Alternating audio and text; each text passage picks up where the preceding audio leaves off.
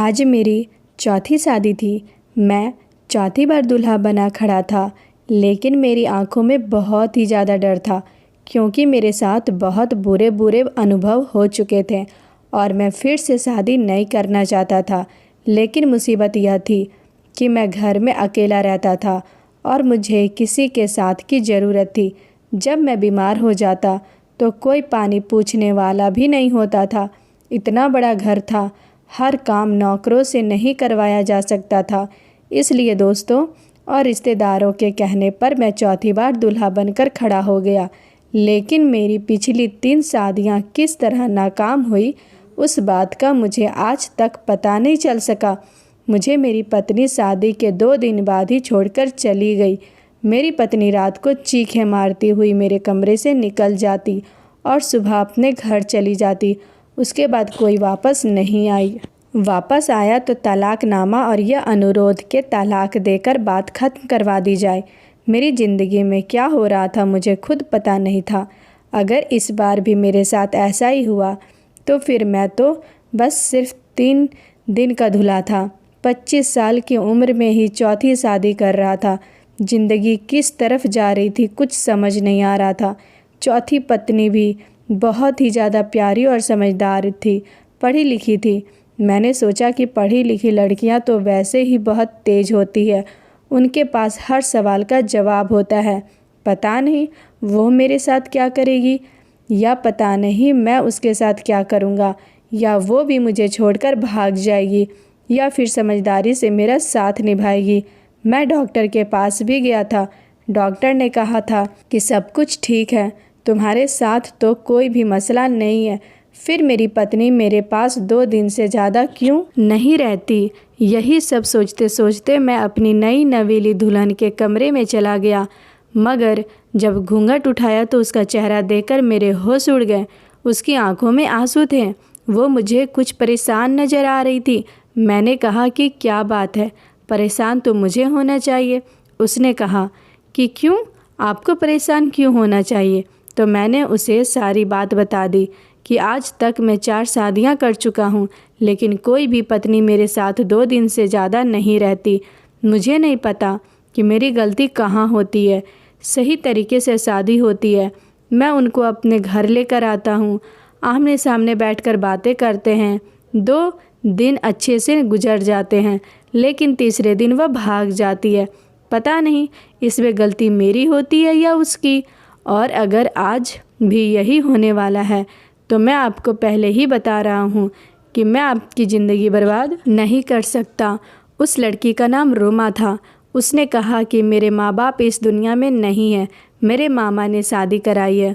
उन्होंने मुझे पहले ही बताया था कि उस लड़की की पहले 3 शादियाँ हो चुकी थी, लेकिन कोई भी पत्नी साथ नहीं रही और बच्चे भी नहीं हैं। इसलिए मैंने शादी के लिए हाँ कर दी। वैसे भी मेरे पास और कोई ऑप्शन नहीं था। अगर आपसे शादी करके यहाँ ना आती तो मेरे मामा अपने दोस्त के बड़े बेटे से मेरी शादी करवा देते, जो 45 साल का था, और मैं उससे शादी करना बिल्कुल नहीं चाहती थी। इसलिए यहाँ पर आपके सामने मौजूद हूँ। पर आप क्यों अजीब अजीब सी बहकी बहकी बातें कर रहे हैं। मैंने उससे कहा कि हाँ यही सच है, लेकिन जान लो इस बार मैं बहुत ही एहतियात से काम लूँगा। मैं सोफ़े पर सो जाता हूँ और तुम अपने तरीके से बेड पर आराम से सो जाओ। 3-4 दिन एक दूसरे बात भी नहीं करेंगे, एक दूसरे की तरफ देखेंगे भी नहीं। जब बात ही नहीं होगी तो, और मैं तुम्हें देखूँगा ही नहीं तो तुम्हारे पास ही नहीं जाऊँगा, तो फिर कोई मसला कैसे बढ़ेगा। तुम बस मुझे छोड़कर मत जाना। अब मुझे में इतनी हिम्मत नहीं है कि मैं बार बार किसी का चेहरा देख सकूं। मुझे तुम बहुत अच्छी लगी हो और तुम समझदार भी लगती हो। बस तुम ही मेरे साथ रह जाओ। मेरी पत्नी ने कहा कि मैं समझदार हूँ और मेरे पास वापस जाने का कोई रास्ता भी नहीं है। मैं पूरी कोशिश करूँगी कि मैं इस रिश्ते को निभा सकूँ। ऐसा नहीं होगा कि छोटी सी छोटी बात के लिए मैं आपको छोड़कर चली जाऊँ। उसने मुझसे कहा कि ऊपर वाले का नाम लेकर अपनी ज़िंदगी की शुरुआत करते हैं। कुछ नहीं होगा, सब ठीक होगा। अगर हम एक दूसरे की किस्मत में लिखे हैं तो फिर कुछ गलत नहीं होगा। मैंने ये सब तो किया, लेकिन फिर भी पत्नी से कहा कि मैं सोफ़े पर जाकर सो जाता हूँ, क्योंकि मुझे पहले ही 3 पत्नियाँ छोड़कर जा चुकी है। पहले मुझे लोगों ने कहा कि वो तीनों गलत थी, उनका कोई चक्कर होगा, वह तुम्हें पसंद नहीं करती होगी, उन्होंने तुमसे तुम्हारी औलाद के लिए शादी की होगी। इस तरह की बातें मुझे बताई गई। लेकिन जब तीसरी पत्नी गई तो उसके बाद मुझे ऐसा लगता है गलती मेरी ही है, क्योंकि 3 दिन के बाद मेरी पत्नी चीखें मारती हुई मेरे कमरे से बाहर निकल जाती है और उसके बाद मुझे नज़र नहीं आती। मेरी पत्नी भी थोड़ी सी डरी हुई लग रही थी, लेकिन उससे ज़्यादा मैं खुद डरा हुआ था। मुझे तो शादी नाम के शब्द से ही अब डर लगने लगा था। मैं जाकर सोफ़े पर सो गया।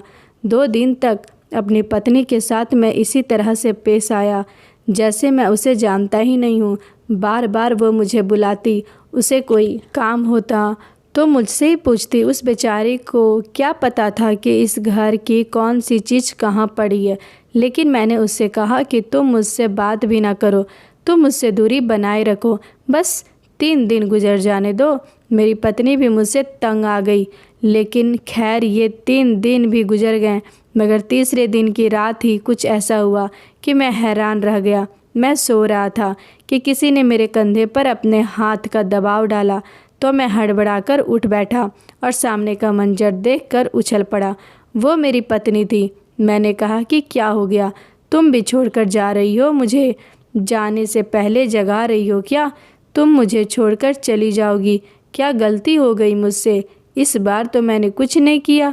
मैंने अपनी पत्नी को गौर से देखा तो उसके माथे पर एक जख्म लगा हुआ था। मैंने कहा कि क्या हुआ है तुम्हें, या किसने किया? क्या इसलिए तुम मुझे छोड़कर जा रही हो? मैंने एक सांस में सब कुछ बोल दिया। जब मेरी पत्नी ने मेरा हाथ पकड़ा और कहा कि पहली बात तो यह है कि मैं आपको छोड़कर नहीं जा रही हूँ, और दूसरी बात यह है कि मुझे पता चल गया है कि आपके साथ क्या मसला है और आपकी पत्नियाँ आपकी वजह से ही आपको छोड़कर गई है। लेकिन मैं नहीं जाऊँगी, मेरे साथ आइए, मैं आपको कुछ दिखाना चाहती हूँ। उसने मुझे अपने पास बैठाया और मोबाइल की स्क्रीन मेरी तरफ की। उसमें शायद उसने कोई वीडियो बनाई हुई थी जो वो मुझे दिखाना चाहती थी। वीडियो देखकर मेरे कदमों तले से ज़मीन निकल गई और माथे पर पसीना आ गया। दरअसल वीडियो में यह नज़र आ रहा था कि अचानक से मुझे कोई दौरा पड़ा था। मैं पागलों की तरह चीखें उठा कर फेंक रहा था और फिर अपनी पत्नी का पीछा करने लगा। फिर शायद मेरी पत्नी ज़मीन पर गिरी और भागती हुई मेरे कमरे से निकल गई। फिर हम दोनों की वीडियो से गायब हो गए।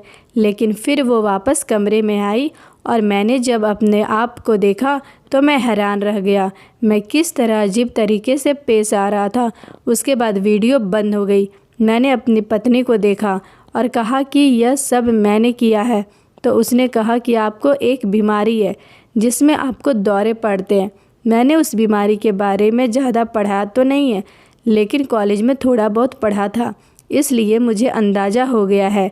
मैंने कहा कि यह जख्म तो तुम्हें मेरी वजह से लगा है ना? इसका मतलब है कि मैं पागल हूँ? मेरी पत्नी ने कहा कि नहीं, आप पागल नहीं हैं, आपका इलाज हो सकता है, हम डॉक्टर के पास जाएंगे और मैं आपको छोड़कर नहीं जाऊंगी। फिर हम डॉक्टर के पास गए। डॉक्टर ने भी कुछ ऐसे ही बातें बताई। उसने कहा कि यह एक बीमारी है और किसी को भी हो सकती है। यह बीमारी ज़्यादातर औरतों में होती है। इसका नाम हिस्टेरिया है, लेकिन यह मर्दों को भी हो जाती है।